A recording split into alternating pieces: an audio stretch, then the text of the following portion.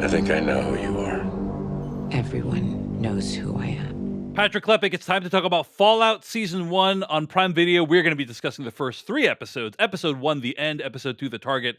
Episode 3, The Head. Be sure to subscribe to Decoding TV to make sure you get our coverage of the rest of the season as well. But we're going to start with our overall thoughts and impressions. Patrick Klepek, in one sentence or less, do you think people should watch Fallout, the Prime Video series? I think they should. It's a good, often great show that, at the very least, is wildly entertaining, and the tone itself and the world is so vividly brought to life that I think you'll have a great time with it. I gotta agree. I think it's a lot of fun.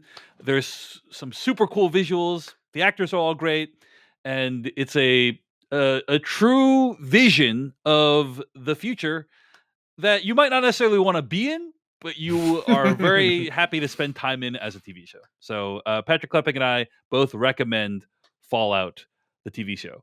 But let's talk about some of the sort of context under which the show emerges, right? Fallout is one of the greatest video game franchises of all time. There's been, I'm going to say, roughly around a dozen or so games. Starting in 1997 was when the first Fallout came out, right? Hundreds of hours of gameplay. Dozens and dozens of characters. Patrick Klepek, can you talk a little bit about your relationship to the Fallout series? Because I think you've been a fan in the past, have you not? I have. Yeah, I don't have a lot of experience with Fallout 1 and 2. I think Fallout 1 and 2 are very influential RPGs from the 90s that were popular in their time, but were strictly computer RPGs. And so the kind of scale of their reach, like their is a little limited compared to sort of modern Fallout, which is when Bethesda Game Studios, who also makes the Elder Scrolls games, most recently Starfield, they picked up the franchise and made Fallout 3, which was a huge, Bethesda was already a big game studio, and like Fallout was like just enormous, like completely transformed the company. Was a wonderful game. And Fallout 3 is where I sort of come into the franchise, other than having read about Fallout 1 and 2 in the pages of PC Gamer when I was a kid. And Fallout 3 I credit with essentially convincing me that open world games had merit. Prior to Fallout 3, I like very story-driven games where I get kind of pointed from point A to point B. And what open world games are, which is what Fallout 3 and a lot of the modern Fallout games are structured as, are, hey, you could go there, or you could go there, or you could not go there. Like giant spaces where you are exploring and creating a little bit of your own adventure on the way to what the creators of this world have authored within it. And I was just entranced. I put hundreds of hours into Fallout 3, all its DLC, hundreds of hours into Fallout New Vegas, hundreds of hours into Skyrim. And then I fall off on Fallout 4. Fallout 4, the spell kind of stopped working for me, but I have to say But that also a massively successful game, Fallout 4. Right? hugely So, successful. I played 40 hours of it before I realized I wasn't having any fun. But this show has like made me, maybe I was wrong. Maybe I need to go back to Fallout. Like, right. I literally have Fallout 76 downloading like while we're doing this show, because I'm going to be exploring it for something else that I do. I don't know. It's got me back in that mode, but I don't know where you fall with the series. Fallout 4 like apparently generated $750 million within its first 24 hours of launch. That game did, just in terms of sales.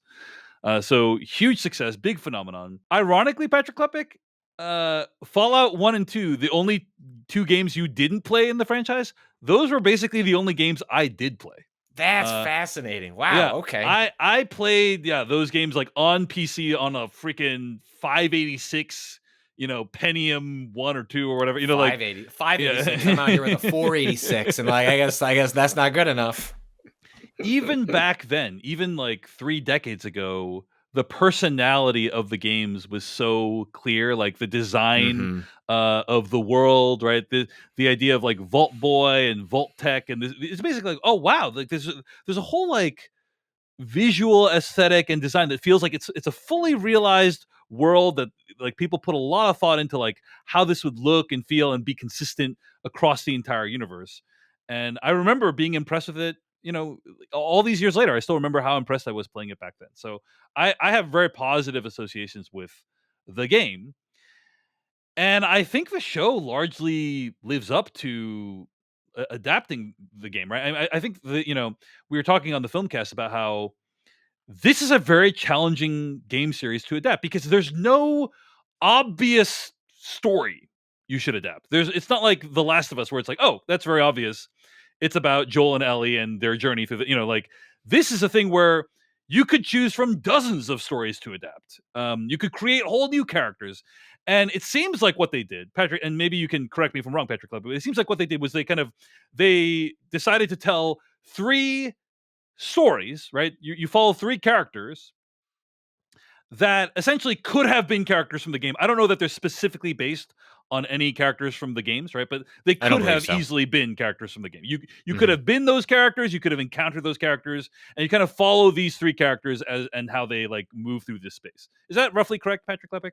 That is, and I think the added wrinkle, the added challenge is the Fallout games from their origins, 1 and 2, and even through the modern games, are players create their own character, and more importantly, make giant, meaningful, world-altering choices along the way. And Yeah. so it's not even just that. Well, which plot arc would you follow that's already been done in the games? But well, what choices were made by the player along the way that altered how that all played out. And so it's not as though the games are non-linear, but they are far less point A to point B than a lot of other stories, and certainly about as far away as you can get from A Last of Us, which is that Right. you play the video game and it's like, oh, the influence of Hollywood is present. Right.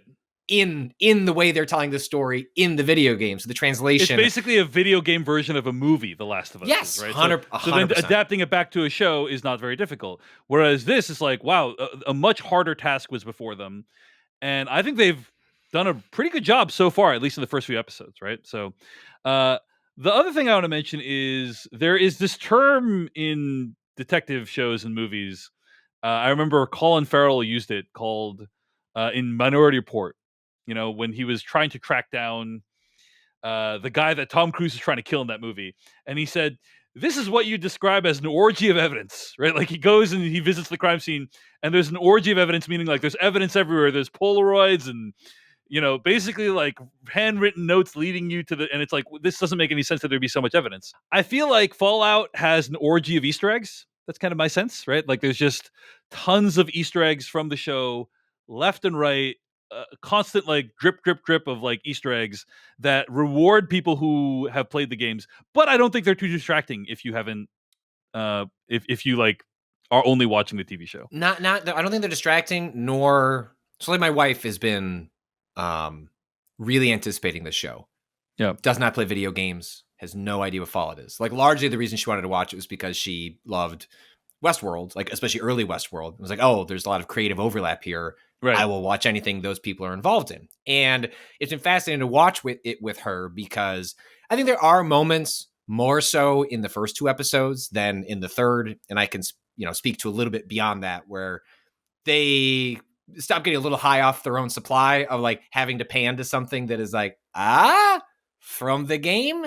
And the question when you start doing that is like, what's the difference between there's an Easter egg and there's fan service. And when there's a fine line between the two of those. And then the moment you've introduced those, are you alienating audiences that don't get what you're referencing and putting them out of the world at the expense of, rewarding people who are like understand the reference? Is it a reference or is it, you know what I mean? Like it's really difficult to pull off, even though they're a little more egregious about it early on in the series. Like it didn't take my wife out of the world. She never had any questions. I think they're pretty. That's the big test is, does it distract a non video game fan? And I think it doesn't. I think it's like very, very reasonable. But like, like the design of the vaults and Vault Boy, a lot of brand names from the video games are here. Nuka-Cola, I believe, is here. There's like things from the video game that you use to survive, like stim packs that are in the show. And so like there's just tons of stuff, and we'll probably mention a few more of them. But any other overall thoughts, Patrick Levick, before I talk about what actually happened in the first 3 episodes? No, just again, I describe the show as good to great in varying degrees, but I'm also just deeply impressed by like the adaptation, and trying to take this world and tell something interesting in it. And we'll get into this when we talk about the episodes themselves, but I think they also did a wonderful job of capturing. It's a funny game series. Like Yes, it's set it's in a very funny, yeah. post-apocalypse. It's I could understand maybe for some people the hyper violence that is present throughout the show. Maybe I don't think it's like try harder edgelordy or like trying to get your attention, but like however you feel about it, it is tonally consistent with the video game. The video game series has always been ultra violent to an extreme degree, because that's just kind of the world that they have painted. It's absurd. It's also absurdist. It's the violence is also often absurdist in the games. There's this juxtaposition in the game and the show between the extremely cheery, optimistic sloganeering of the Vault-Tec Corporation of like, you can build a better tomorrow today, that kind of stuff. And then people getting their limbs shot off. Like there's this kind of weird incongruity that the game traffics in that is also present in the show, which is a hard tone to manage. And I think the show does a pretty good job of it. Yeah. I agree. All right, so let's talk about some of the specifics. Fallout takes place in an alternate version of reality where we developed futuristic technology but never gave up the 1960s aesthetic, even as nuclear war loomed. Think of it like if the Jetsons took place in modern day. After a massive nuclear catastrophe annihilating most of life on the surface of Earth, a subset of survivors hides underneath the planet in these large structures called vaults. Meanwhile, on the surface, also called the Wasteland, there's pockets of civilization, as well as plenty of raiders and mutated creatures known as abominations, all fighting for survival. We pick up the story in the late 23rd century, 219 years after the bombs fell.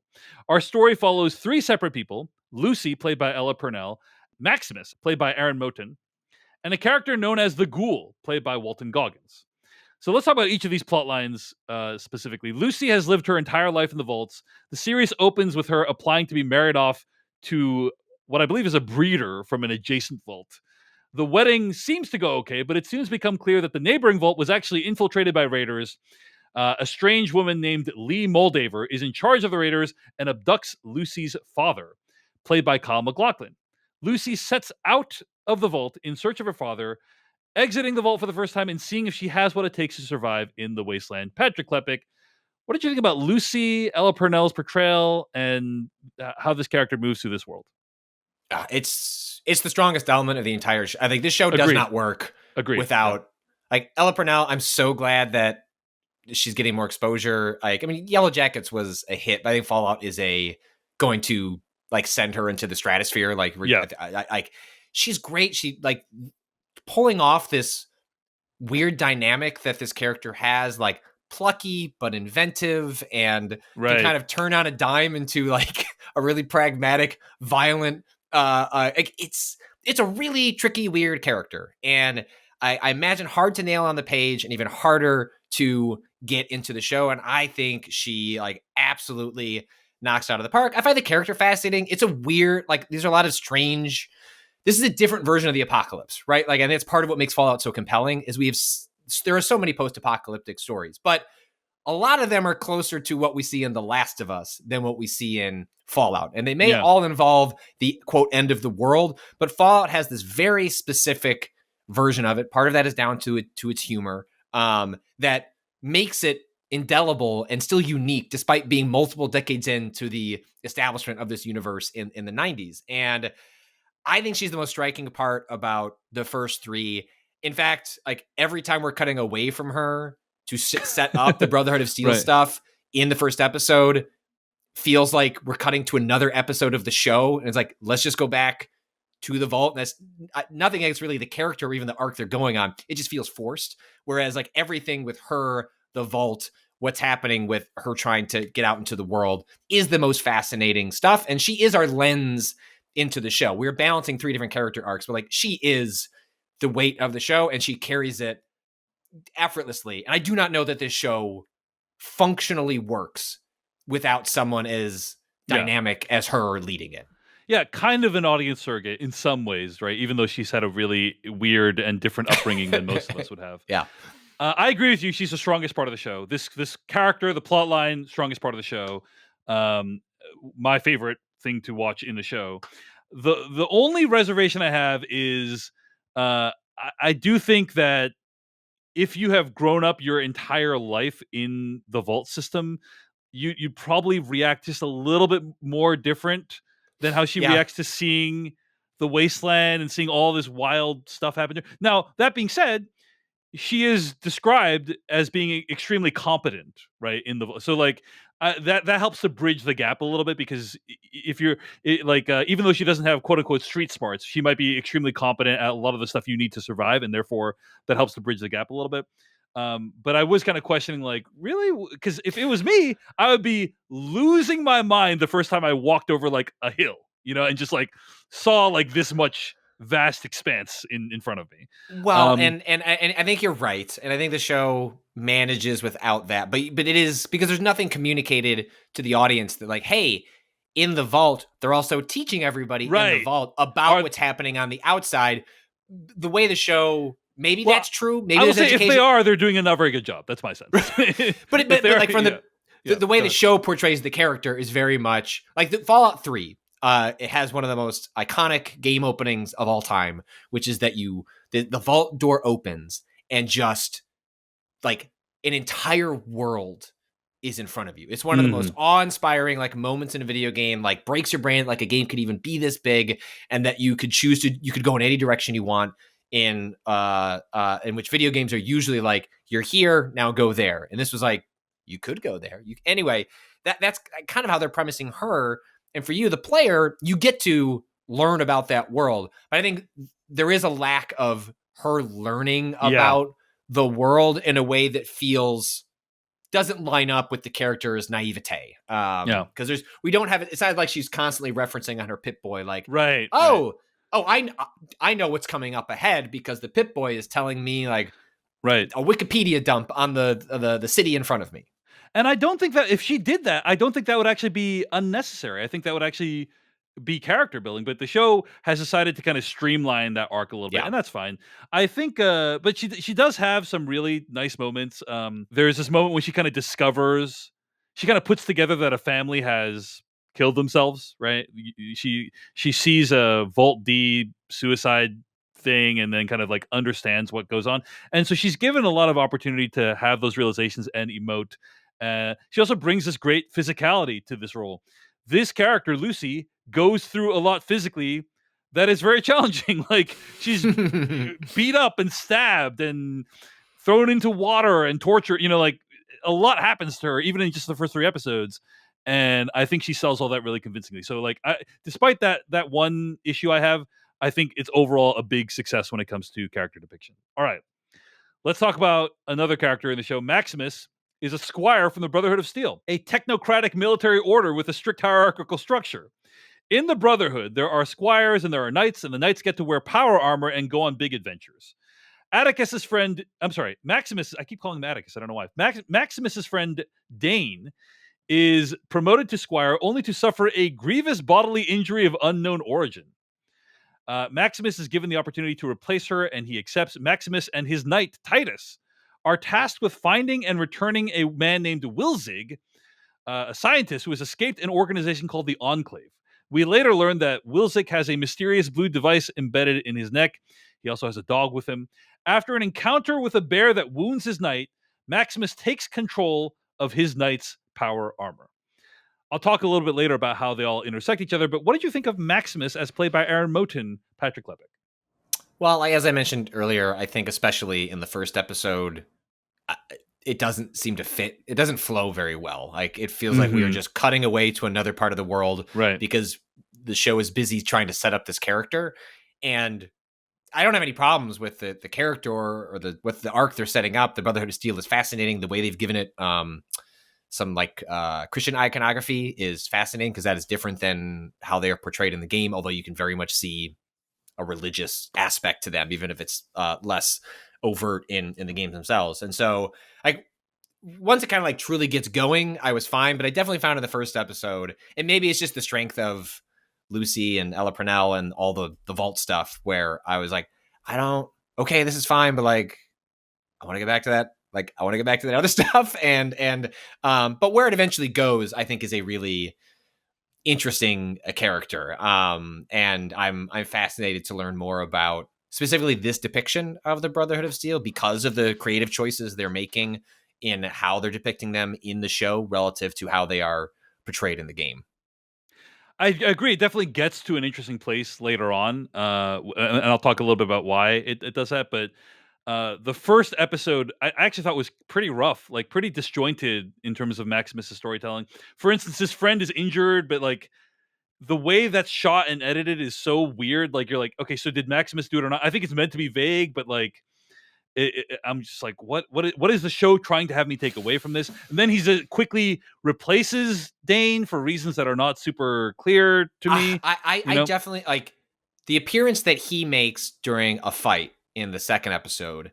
I wish was the first time we encountered that character, and then everything that we experienced in the first episode was filled in either through flashbacks or different ways, because the power armor is like really spectacular, and the fight that happens in that town is really fun between those three characters. And it felt like the show was forcing this, like it left a bad taste in my mouth in the first episode, because like this feels exceptionally forced. Like we're setting up, and the way they set up the Ghoul by the end is, like it's just a quick tease. Like it lets the story, like Ella's story or Lucy's story, breathe. And every time that the Brotherhood of Steel corner is here, it feels like someone like slipped on the editing bay and just like, whoops, we put a part of episode 2 into episode 1. And I think eventually it all works out. It all works out. But yeah, it was a rough beginning, I thought. So I agree. Seems like we are completely simpatico there. So yes. Anyway, the third character, the Ghoul. Originally a man named Cooper Howard, an actor of some renown, who's making an appearance at a child's birthday party when the bombs go off. We reconnect with him hundreds of years later as the Ghoul, a mutant who is dependent upon chems to survive.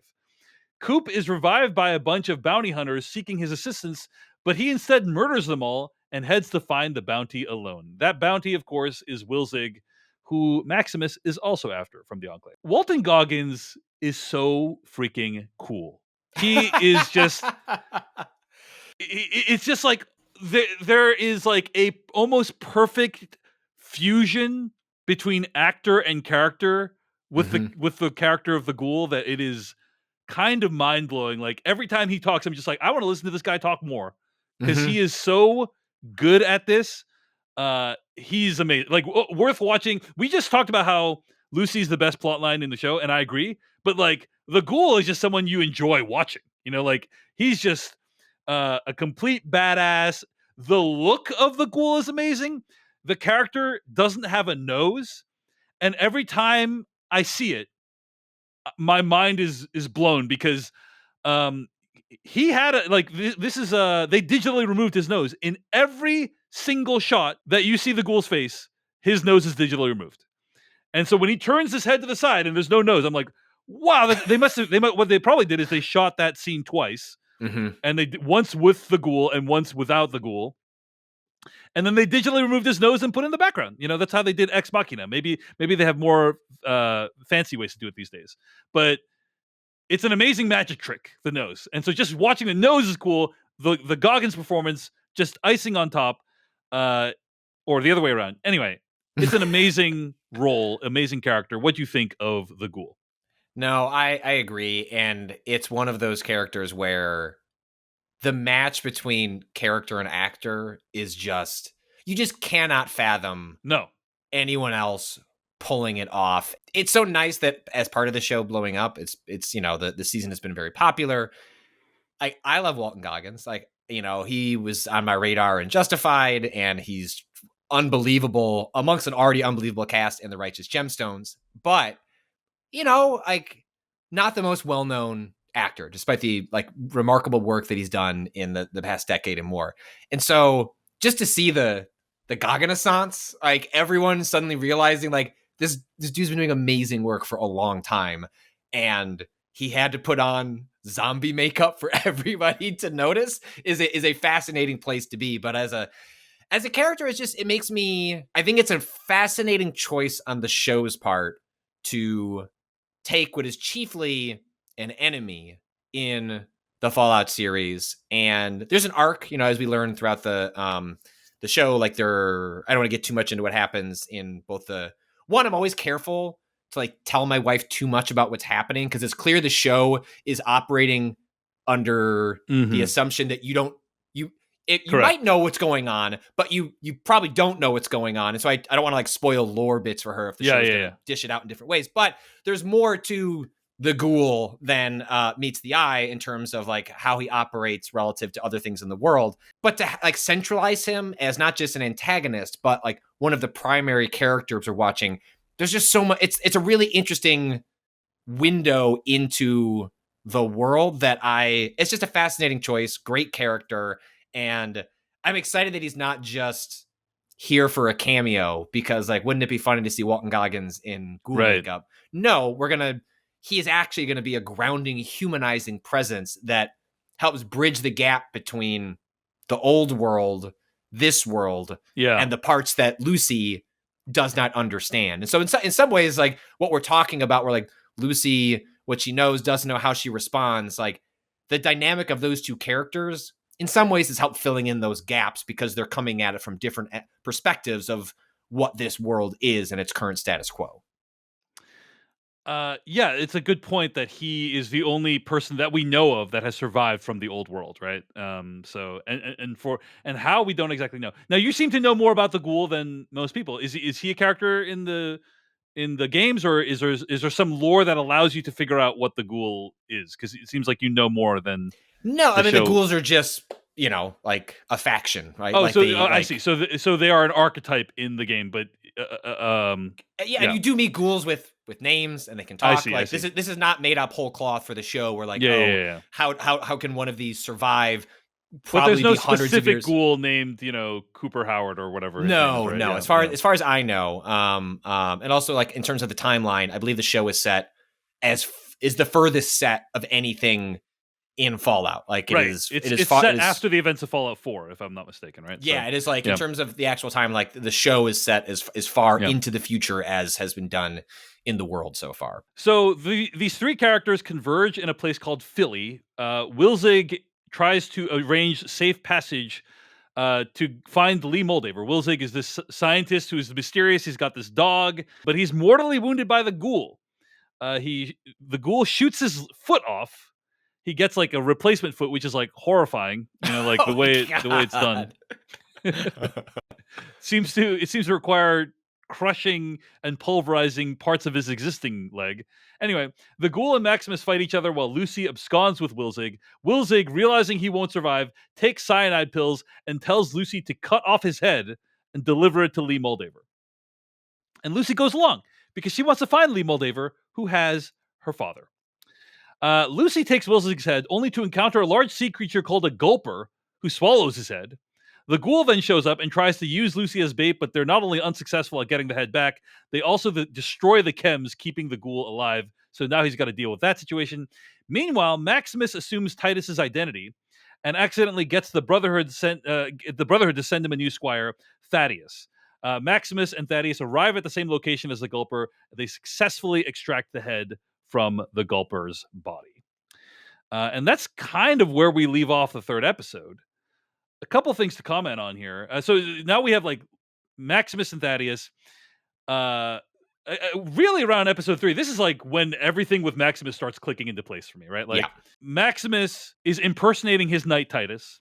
Thaddeus, who's kind of been a bully to Maximus, shows up, and Maximus has the opportunity to just kill Thaddeus right there. Like he contemplates just murdering Thaddeus right there because he doesn't like Thaddeus, because Thaddeus could give away his whole ruse. And because squires are like disposable in this world. They're like, oh, you on the phone. They're like, oh, you lost your squire. Like, oh, we got like tons of squires. Like we could just fuck those guys. Yeah, like we can just. Oh, you need a squire? Don't, dude. I can give you like 5. It's not a problem. So, and it's kind of like Maximus decides, hey, I'm not going to kill this guy, and they kind of have a nice like dynamic going on. It's a kind of a cool, Maximus relates with Thaddeus, and I think it's going to be like an interesting arc. Like it's cool between the two of them. I like that relationship and how it's developed. This is also, I did not pick up on this when I was watching the show, but it obviously seems obvious in hindsight. So one of the funniest bits of the show, which is not present in the video games, is the squire is hauling around what can only be described as like an enormous golf bag. Yes. And that's where like all the extra stuff for The knights, the knights have. And in the Fallout games, like dealing with weight, encumbrance is like a huge part of surviving. Like you can only carry so much, but it's also a world where there's tons of stuff everywhere. And so one of the things you're constantly dealing with is like, well, I'd like to click on everything in this room and take it with me and sell it. But once you get encumbered, once your number goes over what you can carry, you can still walk, but you are profoundly slow. It would take you ages to reach anywhere. So the way that you deal with that is usually you have a companion with you and you just make them carry all of your shit. And it is clear to me, cannot take credit for the observation. It's just like once like someone pointed out, it clicked. It's like that is them just doing a commentary on the video game and encumbrance with companions. And I think the subtleness of that joke and how it's deployed is actually a pretty perfect encapsulation for how smart the people building this world. It's like you could have done an encumbrance joke in a different way because it would have been like a like, oh, it's you know what I mean? Like, but no one comments on it. No one's like, oh my gosh, what a huge bag! Like they're just like, hey, it's just a visual thing of this guy's carrying a freaking like 8-foot long bag with him all the time. It's a visual gag that's referencing an important part of the video games. Right? Like, damn. Like if you're operating on that level of like how you're translating, how do you translate video game stuff into onto film?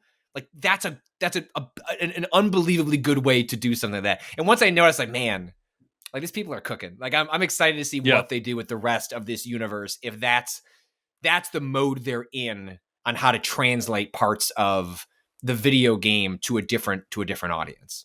Want to just give a shout out to the Ghost Armor too. I think it looks awesome. Like we were talking about 3 Body Problem recently and how that does not look like a show that costs $20 million an episode. This is a show that looks like it costs $20 million an episode. Yeah, like, it does. Yeah, it looks great. Like the power armor is like practical effects and CG, and it's pretty convincing like 99% of the time. It's just a really impressive achievement. So want to give a shout out for that as well. Kind of interested in what the Lucy Ghoul relationship is going to yield. Like it's an intriguing setup. And yeah, I like that the show kind of doesn't take too long to get these characters together. Like you could see a Game of Thrones style. It's like, oh, we're gonna have like separate characters and separate plot lines for 5 episodes before they finally unite in episode 6 or 7. And this show is like, nope, we're bringing them all together, and they're all going to go on adventures and bounce off each other right away. I appreciate that as well. A couple of other things to just mention that happened in the first 3 episodes. In Vault 33, there's a brief scene with the Vault Dwellers deciding what to do with the Raiders who killed a bunch of their companions. I had no idea this show would be so anti-progressives, Patrick Lepic. Because it's kind of like the Vault Dwellers are kind of a satire of like progressives, basically, like liberals, like clueless liberals who are like, we should try to rehabilitate these murderous psychopaths and reintroduce them into our society. Which I was just like, oh, kind of pointed show, but but there is this cool. There's that woman who like talks to, I think it's Lucy's brother, right? And says, hey, I believe you. I agree with you. We should exterminate the murderers, which is like, oh, okay. It's a pointed criticism of conservatives as well. But she has like a really cool look, I have to say. She got stabbed in the eye during the attack. And so she's just aesthetically to her, I think. Yeah. She's just like a pregnant woman with an eye patch that's like hates everyone. And I was just like, wow, that's a new thing, a new character archetype I never knew about. And so that's kind of cool. Do you have any sense of how that's going to evolve, Patrick Lepic? You don't know any spoilers, right? The vaults in the game, I'm going to be careful here because I don't know how the show is going to handle the vaults. Because there's like a lot of things, a little more than meets the eye of like what's happening. But a lot of in the games is going to visit a vault after Raiders have been like, it's been empty, and you're sort of just like picking up the pieces to figure out what happened here. Like, why didn't this work? Like, what was the dynamics in this vault. Right. And it's very rare that you actually, it's part of what makes Fallout 4 notable, because Fallout 4, you know, like you spend a bunch of time like in the vault, but like before you leave and get to see kind of the society that's there. And it makes sense that in a television show, you would kind of set it up that way. And so I like the fact that we're getting meaningful time in the vault with their society, because as like appealing as the post-apocalyptic stuff is, because there's such wondrous imagery and like excitement and action that can happen up there, I think it's a credit to the show that they're making some of the vault dynamics just as interesting, because the politics of what it means to be down there and how literally politics evolves is fascinating. So I'm really enjoying it so far, and I'm curious to see what the actual outcome of all that is by the end. Right. I read a review that was saying, "Oh, I'm not interested in this vault stuff. Like, who cares about that?" But actually, I'm really interested, because I think the most interesting parts of the show are a collision between worlds, right? Like, what happens when this extremely sheltered society collides with the wasteland? Like, what happens, and like, how do the people navigate that? That's the most interesting stuff of the show to me, right? Well, and So, I think everything in the vault is in some ways character development for Lucy. Like yeah, it's the sense you get right. of the society down there is a better sense of what, like, who Lucy is on the surface. So I get it. But I guess what I'd say is that the viewer's attraction to let's spend more time in the waste, I think the writers understand that you're going to enjoy the stuff in the wasteland because we're spending time Right. in the vault. I don't think you can separate the two. We also get some flashbacks to Coop in pre-war times becoming a spokesman and model for Vault Tech.